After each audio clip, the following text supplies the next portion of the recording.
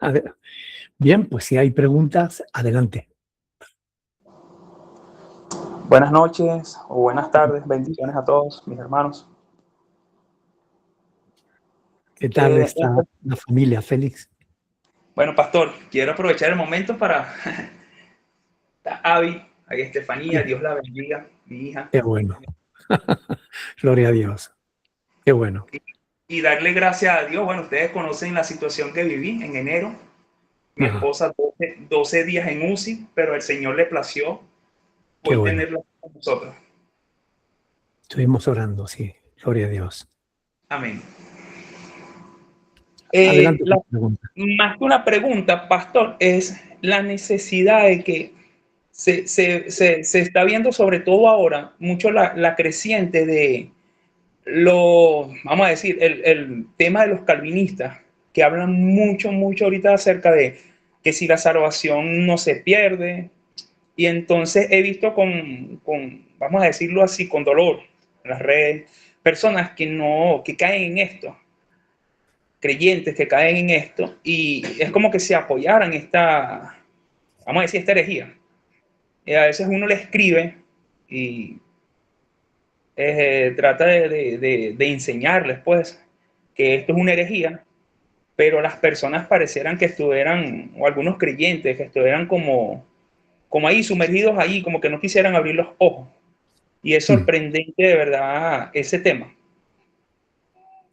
Bueno, realmente no es tan sorprendente porque estamos en el tiempo de la apostasía, que es el tiempo en el que parte de la iglesia se apartaría de la verdad, escuchando fábulas y escuchando doctrinas de demonios, dice la Escritura, ¿verdad? Si leemos Primera de Timoteo, capítulo 4, del 1 al 4, ahí se nos dice claramente, ¿no?, que algunos se apostatarían de la fe escuchando pues doctrina de demonios, ¿no? Esta es la realidad que estamos viviendo. El calvinismo no es sino una más de las muchas herejías que hay en la iglesia, ¿no?, que convive dentro de la iglesia. ¿Por qué sucede? Porque hay creyentes que no quieren estudiar la palabra de Dios. Hay creyentes que se confían en el hombre.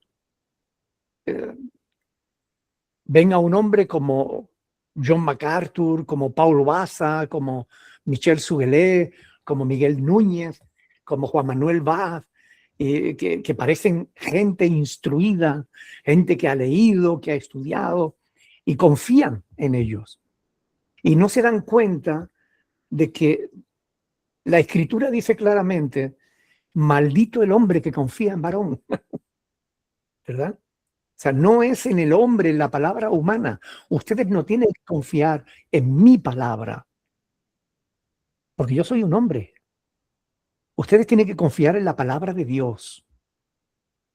Y para que ustedes estén seguros de que están confiando en la palabra de Dios y no en la palabra del pastor Nicolás, ustedes tienen que asegurarse de que todo lo que yo digo tiene fundamento bíblico. Y si no tiene fundamento bíblico, no lo crean, sea yo o sea quien sea. Ellos creen que la salvación no se puede perder, que una vez salvo, siempre salvo. Pero eso no es lo que nos enseña la Escritura. Cuando nosotros vamos a la palabra de Dios y abrimos el libro de Hebreos en el capítulo 6, capítulo 4, capítulo 6 del 4 al 6, ahí vemos realmente que se nos dice que es imposible que los que han nacido de nuevo y pecan y se apartan y pisotean al Hijo de Dios, es imposible que vuelvan otra vez a arrepentirse. Es decir, llega un momento en la vida del creyente que si se aparta de Dios, puede cruzar la frontera de la apostasía. Hay creyentes que se apartan durante un tiempo, una apostasía temporal, pero después regresan. Pero hay creyentes que no regresan, porque ya trascendieron la frontera, ya pasaron el límite de la paciencia de Dios. Y una vez que esa persona Hebreos capítulo 10, versículo del 28 al 31 lo dice claramente. Si por el testimonio de 2 o 3 testigos el que infringe la ley de Moisés muere irremisiblemente, pregunta el autor, y sabemos que es Dios el autor, aunque el escritor no sepamos, pero sabemos que el autor es Dios, y pregunta, ¿cuánto mayor castigo merecerá el que pisoteare al Hijo de Dios y tuviere por inmunda la sangre del pacto en la cual fue santificado? Es decir, cuando alguien que ha sido nacido de nuevo, que ha sido iluminado, que ha tenido el Espíritu de Dios en su vida, que ha recibido la salvación, se aparta de tal modo que acaba pisoteando al Hijo de Dios. ¿Ustedes creen que Dios se va a quedar cruzado de brazos? No, esa persona no tiene perdón. Esa persona, aunque hubiera sido salvo, perderá su salvación, porque perdió su fe. Y nuestra salvación depende de nuestra fe. Si tú perseveras hasta el fin, es lo que dice la Escritura, el Señor Jesús lo dijo así, el que persevere hasta el fin, ese será salvo. Lo que diga Juan Calvino es otra cosa.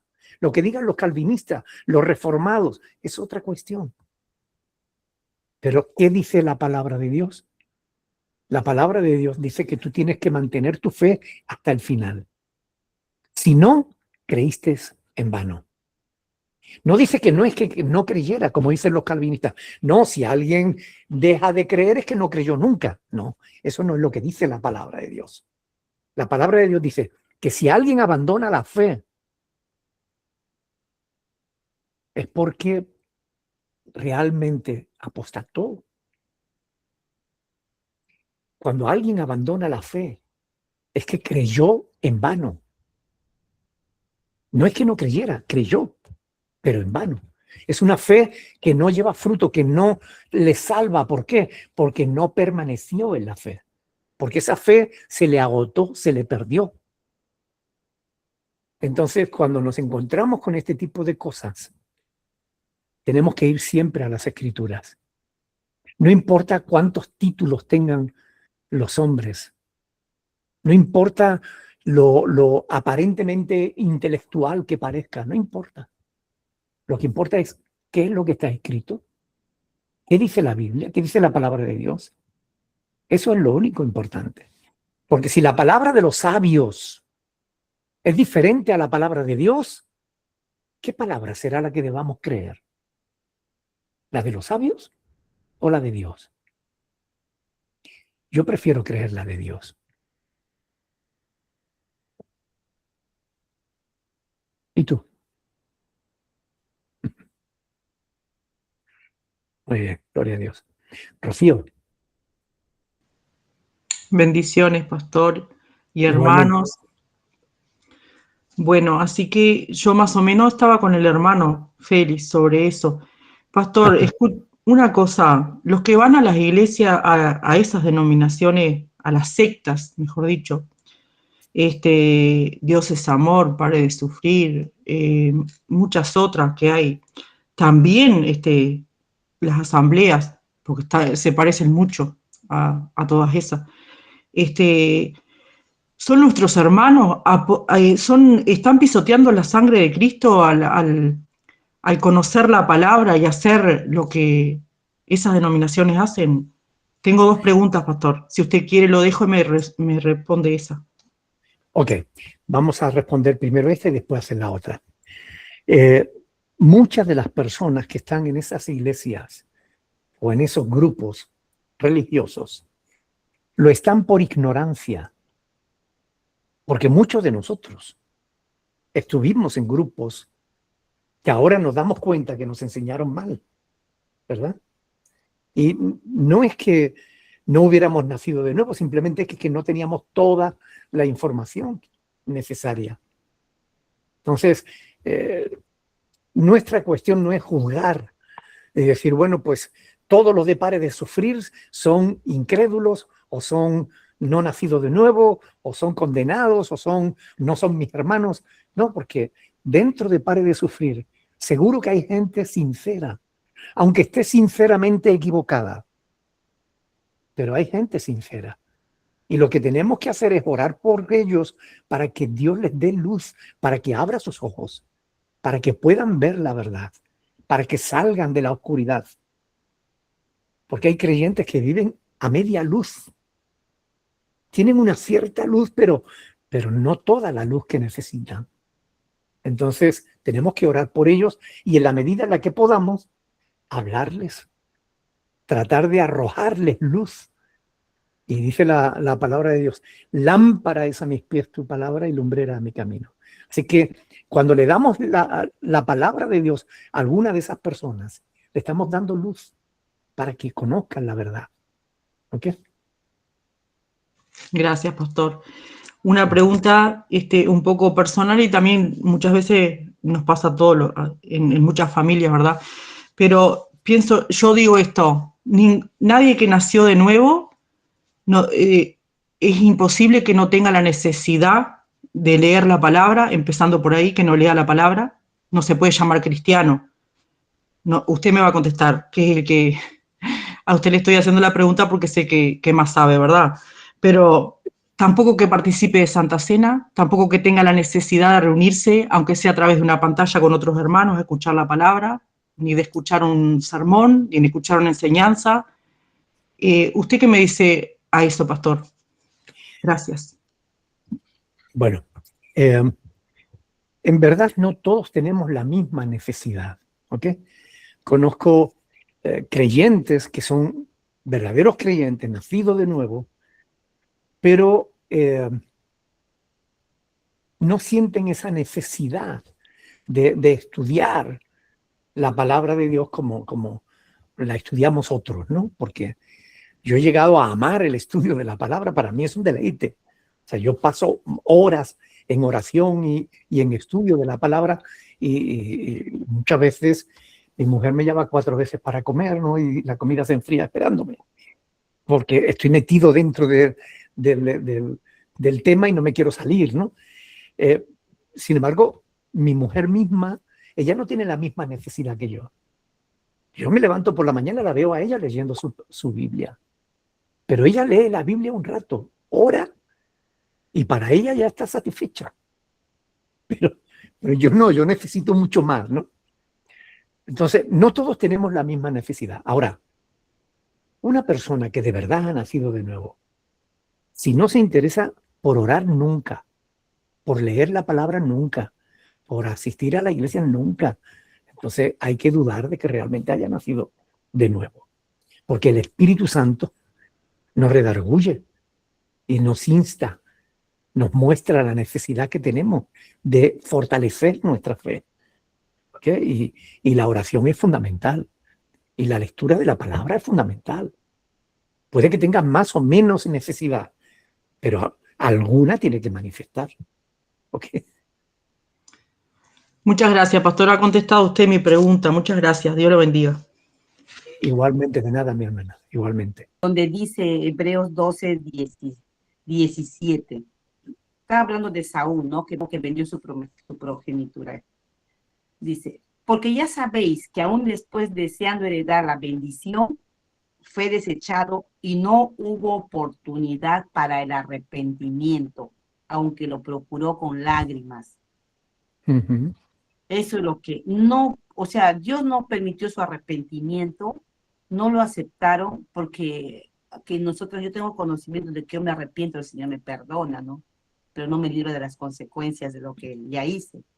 Entonces, aquí cuando dice de Saúl, y no hubo oportunidad para el arrepentimiento, aunque la procuró con lágrimas. ¿Qué nos quiere decir, pastor, en ese pasaje? Bueno, aunque aquí realmente se estaba hablando de la primogenitura, ¿verdad? Uh-huh. Fue lo que Esaú menospreció. Él desechó la bendición. Él era el que tenía derecho a heredar la bendición porque él era el mayor. Pero él no le dio importancia a su herencia. La desechó, la menospreció.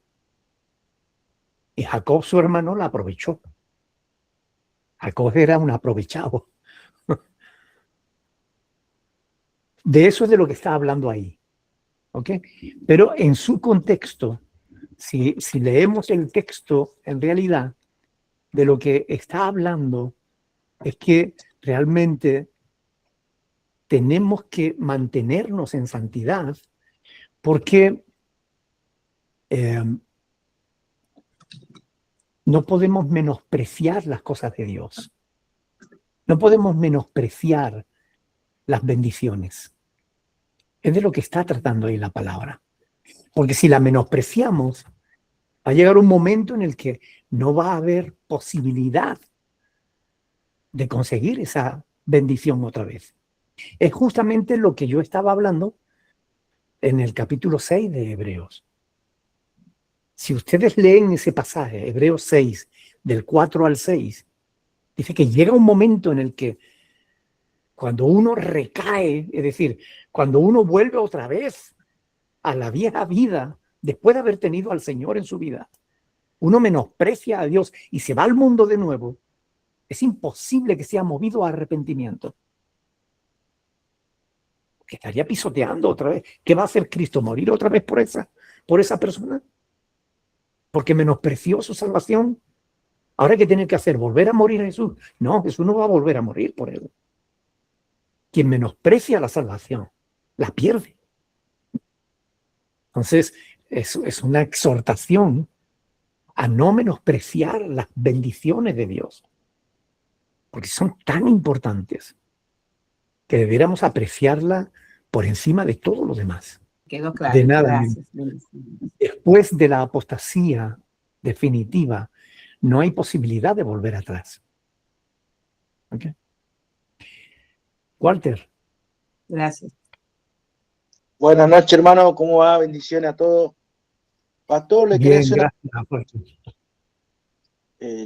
una pregunta con respecto a 1 Corintios capítulo 7, en el versículo, dice del 12, ¿viste? Ese que habla de la mujer que no es creyente y el marido que no es creyente, si es santificado, viceversa, cada uno en diferente situación.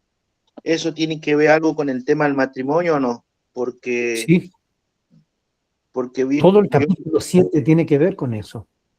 Claro, pero, digamos, sí, porque le pregunto, porque hay pastores que dicen que, vamos a decir un caso, yo y mi esposa, pero no estamos casados, digamos, en una iglesia o por el civil, pero estamos sirviendo en la iglesia, ¿cierto? Dice que no podemos servir porque no estamos casados legalmente, digamos. Pero, digamos, ahí eso que dice que si el hombre es incrédulo y la mujer es creyente, lo santifica, y si al revés sería también. Entonces, como que ahí... Pero no tiene que ver con eso. Es decir, la pregunta que tú estás haciendo es que hay muchos pastores que tienen un concepto equivocado de lo que es el matrimonio. Claro, el matrimonio no es una ceremonia religiosa. No tiene que ver con una ceremonia religiosa. Tú no verás ni una sola ceremonia religiosa de matrimonio en la Biblia. Ni una. No existe.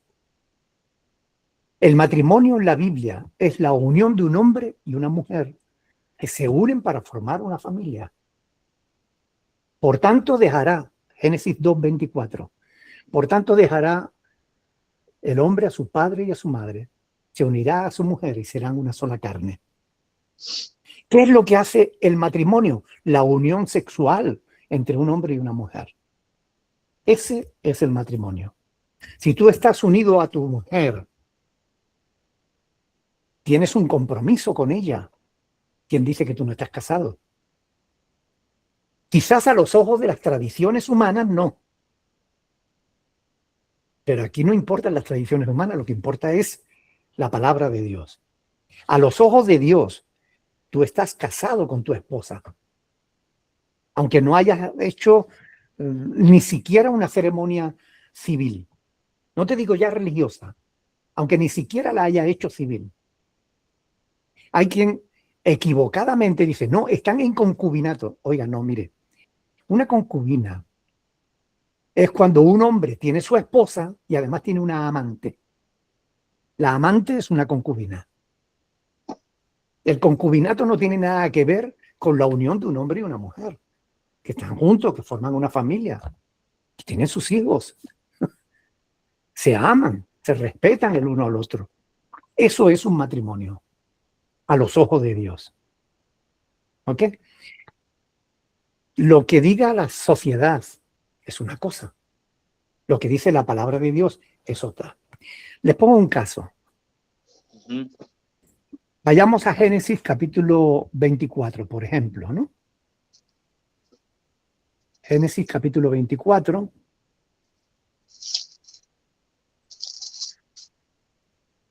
Ahí en ese capítulo, Abraham manda a su criado a buscarle una esposa para su hijo. ¿Vale? Y ahora en el capítulo 24 de Génesis, versículo 64. Cuando el criado viene ya con la esposa escogida para Isaac, dice en el versículo 64, Génesis 24, 64, Rebeca también alzó sus ojos. Es decir, ustedes imagínense la escena. El criado va en un camello, Rebeca va en otro camello con la caravana ahí, con los regalos que traían y tal. Venía desde la casa de Rebeca, que estaba muy lejos, venían a la casa de Isaac. ¿Ok? Dice, Rebeca también alzó sus ojos y vio a Isaac y descendió del camello. Porque había preguntado al criado, ¿quién es este varón que viene por el campo hacia nosotros? Y el criado había respondido, este es mi señor. Ella entonces tomó el velo y se cubrió.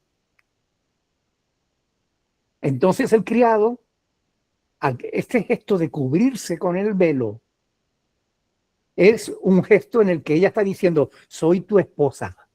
Ahora nosotros en nuestras tradiciones actuales es al contrario, ¿verdad? Cuando se hace el matrimonio, la esposa se quita el velo. Pero no podemos interpretar la Biblia a la luz de las tradiciones humanas actuales. Tenemos que entender las tradiciones de aquel tiempo.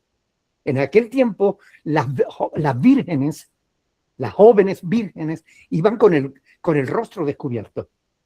Cuando una mujer delante de un hombre se cubría con el velo, estaba diciendo, soy tu esposa, ya nadie va a ver mi rostro sino tú. ¿Ok? Entonces, dice, ella entonces tomó el velo y se cubrió. Entonces el criado contó a Isaac todo lo que había hecho. Y fíjense en el versículo 67. Y la trajo Isaac a la iglesia y hizo que el pastor las casara. ¿No dice eso? Y que el matrimonio se registrara en el registro civil. ¿Dice eso? No, ¿qué dice? Dice, la trajo Isaac a la tienda de su madre Sara y tomó a Rebeca por mujer. La tomó por mujer, la amó y se consoló Isaac después de la muerte de su madre. Es decir, ¿dónde está la ceremonia ahí? Porque yo no la veo. Algunos dicen, ¿y las bodas de Caná qué? Es muy interesante porque cuando nosotros estudiamos la Biblia, no cuando la leemos por encima, sino cuando la estudiamos en profundidad, nos damos cuenta de que cuando la palabra de Dios habla ahí de las bodas de Caná, ese es un título que los hombres ponen, las bodas de Caná. Y después viene el texto bíblico. Ahora vayamos al texto bíblico, Juan capítulo 2.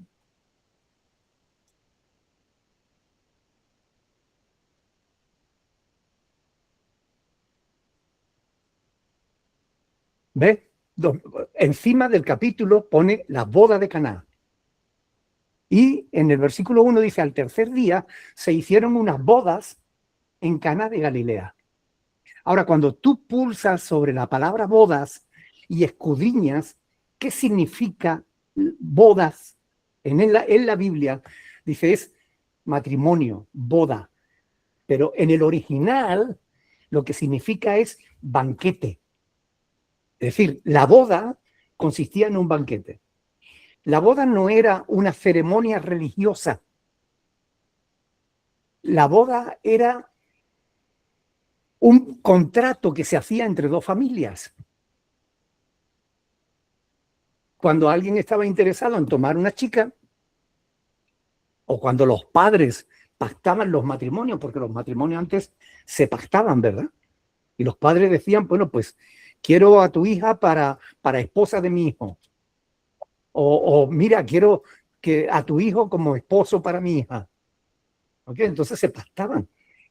Cuando se realizaba el matrimonio, era una fiesta, era un banquete, donde el hombre y la mujer se unían, pero ahí no había una autoridad civil que los casara, ni había una autoridad religiosa que los casara.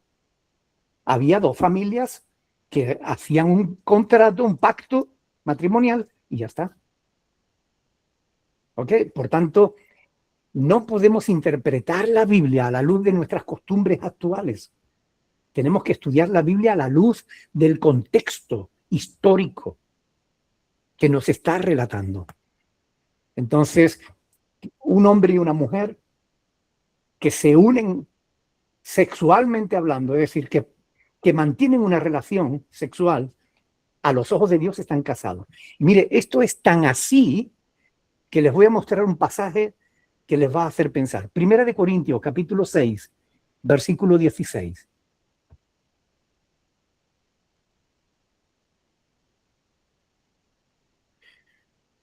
Primera de Corintios, capítulo 6, versículo 16.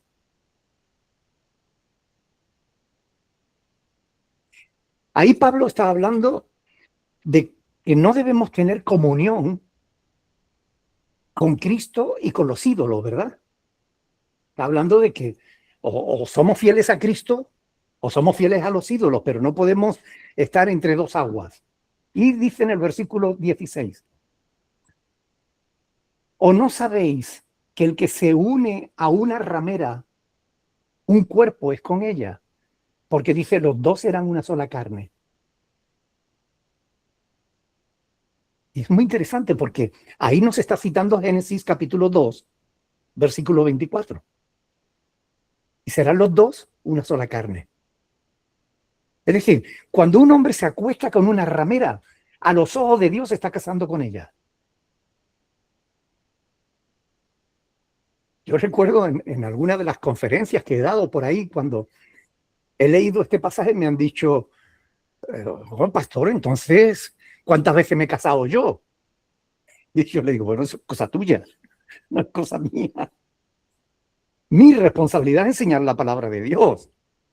Lo que hayas hecho tú con tu vida es cosa tuya. Sí, yo tuve varias relaciones antes de casarme con mi esposo. No, ya tú estabas casada a los ojos de Dios. Lo que pasa es que fuiste infiel, ¿verdad? Ay, pero entonces, la palabra de Dios, gracias a Dios, nos dice que el que está en Cristo, nueva criatura es, las cosas viejas pasaron. Cuando venimos a Cristo, Dios perdona todos nuestros pecados. Gracias a Dios. Pero fíjense que el matrimonio, a los ojos de Dios, es la unión de un hombre y una mujer. Por eso es tan importante que cuando alguien está buscando pareja, porque es que las cosas cambian, las costumbres cambian. Hemos pasado de noviazgos de 15 años a que no exista noviazgo ninguno. Hoy se conocen dos personas, salen de la discoteca, se acuestan juntos y a la mañana siguiente le preguntan, oye, ¿tú cómo te llamabas? Porque ni siquiera se conocen. Esta es la verdad. Entonces, todos los extremos son malos. Ahora, si estás buscando pareja, no mantengas relaciones sexuales hasta estar seguro al 100% que esa es la persona con la que vas a estar por el resto de tus días. Porque si no, estarás cometiendo adulterio. ¿Ok? Bien, bien, pastor, gracias por el consejo. Bueno, ahí lo vamos a tener en cuenta. Y bueno, ya, gracias, muy claro el tema ahí. Sino que bueno, a veces uno Hay que seguir estudiando la palabra, sí. Así porque Muy importante eso, no quedarnos solamente con leerla y ya está, ¿no? Ni podemos interpretarla a la luz de las costumbres actuales, porque estaríamos cometiendo errores, ¿ok? gracias, pastor, muy amable, bendiciones. De nada, Walter. Félix. Excelente, de verdad, el tema. Y ahora yo vengo y digo, si se enseñara así, pastor, en la mayoría de las congregaciones, muchos jóvenes no cometieran tantas cosas, pues porque se les enseña mira, cuida a la novia, no vayan a caer, usted sabe, en pecado, lo que ellos le dicen pecado, sobre todo en la iglesia pentecostal. Entonces, porque tienes que casarte primero. Entonces hay muchos iguales que se están casando prácticamente por una obligación pastoral, por tener, entre comillas, un cargo dentro de la iglesia, o lo que ellos llaman, vamos a ministrar en la iglesia. Y entonces, al tiempo usted lo ve que terminan divorciándose, a lo que hablamos el papel. Pero si se enseñara así, que es la realidad, como usted lo acaba de explicar, pastor, mire, yo creo que muchos jóvenes se cuidarían más, porque no lo entenderían, no, para ministrar tengo que hacer esto. No, al contrario, si ya yo sé que doy este paso, es definitivo. De verdad que bueno, excelente, que Dios lo bendiga, pastor, y a mi hermano quien hizo la pregunta. Pero bueno, aquí junto a mi esposa nos estamos gozando de verdad con la palabra. Dios es maravilloso. Y me quedó para enseñar, porque yo leo así todos los temas de la página de la Iglesia Hebrea, muy buenos. Aquí nos instruimos los hermanos aquí con todas esas enseñanzas excelentes, que Dios los bendiga, al pastor Nicolás y a los hermanos de Berea y a todos mis hermanos. Pero esta manera como lo acaba de explicar el pastor ahorita, tan sencillo así, oye, de verdad que excelente. Que Dios lo bendiga, mis hermanos. Igualmente, mis hermanos, es simplemente que tenemos que prestar atención a los detalles y conocer un poco de la hermenéutica, que es la ciencia de la correcta interpretación de la Sagrada Escritura. Es decir, no podemos interpretar la Biblia sin tener en cuenta el contexto histórico en el que se produjo. La Biblia fue escrita hace 2000 años. Entonces no podemos entenderla con la mentalidad de ahora. Hay que trasladarse a aquella época, conocer las costumbres de aquella época, saber qué es lo que realmente el texto dice y no es lo que nosotros entendemos. Entonces hay que estudiar. Y la única ley que a la gente le gusta cumplir es la ley del menor esfuerzo. La gente no quiere estudiar, quiere saber sin estudiar. Y eso no funciona así. Para ser médico hay que estudiar. ¿O te pondrías tú en las manos de un médico que no haya estudiado? Entonces, pues fíjense que hay gente que se ponen en manos de pastores que no han estudiado y todavía el riesgo es mucho mayor que ponerte en manos de un médico que no ha estudiado. Porque el médico que no ha estudiado te puede fastidiar el cuerpo, pero el pastor que no ha estudiado te puede fastidiar la salvación. Bien, ¿alguna pregunta más? No, solamente, pastor, decir que eso también es para las chicas, no solamente para los chicos. Está clarísimo. Amén a eso. Sí. Yo creo que por hoy sería todo, pastor. Agradecer por su tiempo tan valioso y por la audiencia que hemos tenido también. No tienen que agradecerme nada, yo disfruto con estas cosas, así que soy yo quien agradece la oportunidad de poder estar con ustedes este tiempo. Así que oremos al Señor, démosle gracias por su bondad. Amén. Padre del cielo, te alabo y te bendigo, Señor, porque me siento agradecido de que hayas dejado una palabra hermosa que podemos meditar, conocer en profundidad y que nos aclara las dudas y que nos ayuda, Señora, a conocer la verdad, a no dejarnos engañar. Padre, muchas gracias por haber abierto nuestros ojos. Ayuda a aquellos que todavía están en oscuridad o en semi-oscuridad. Ayúdalos a que se interesen, Señor, por conocer más profundamente tu palabra. Bendice a cada uno de mis hermanos, de mis hermanas que se han podido conectar hoy, con los que no se han podido conectar también. Está tú con ellos. Bendícelos a cada uno. En particular, tú conoces su situación mejor que ellos mismos. Bendice a cada uno en particular, Señor. Por favor, es el deseo de mi corazón de que tú los bendigas a todos. En el nombre de Jesucristo, para tu gloria, para tu honra. Amén. Amén. Muy bien. Pues.